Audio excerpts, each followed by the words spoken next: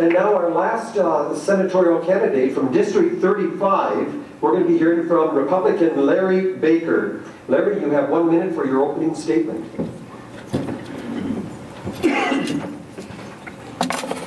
Well, so far, excuse me, everyone has sounded, they've got some really good ideas, and well, it's first shot, so we'll just keep it kind of simple, which is basically my attitude. Keep it simple, stupid.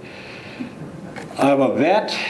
When I took an oath in 1957 to support and defend the Constitution of the United States, we vets, including a lot of my fellow vets here, we kind of basically wrote a blank check to the government to do whatever we had to do, including losing our life, and quite a few of our fellow vets have lost their lives. We've got government that's totally out of control, not only from the township, the city, the county, the state, the federal. And what we need to do is get back to what we started with. Our forefathers fought and died for it. And it's time we get involved.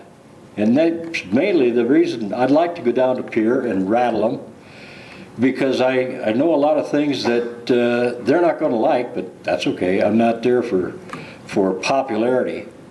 I'm just there to try to get a job done.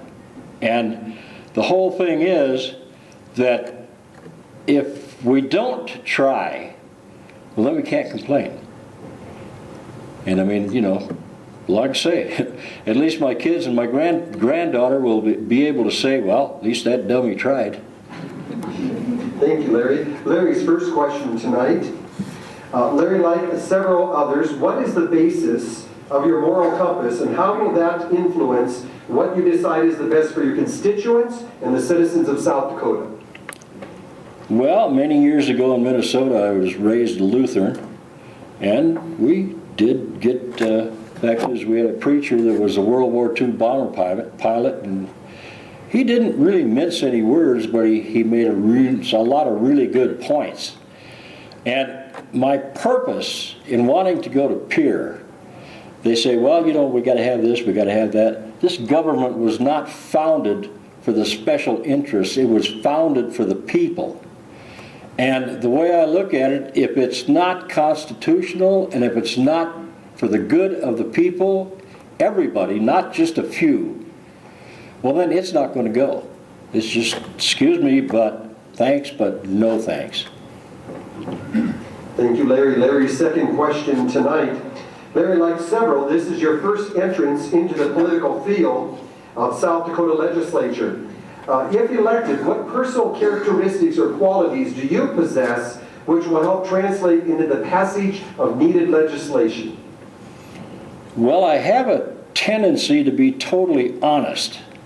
A lot of people don't like honesty, but that's their problem, not mine. And I kind of, just a little short statement. I had an ex-girlfriend years ago, and she asked me a question, and I gave her an answer, and she said, you really don't care whose feelings you hurt. I said, you wanted to know.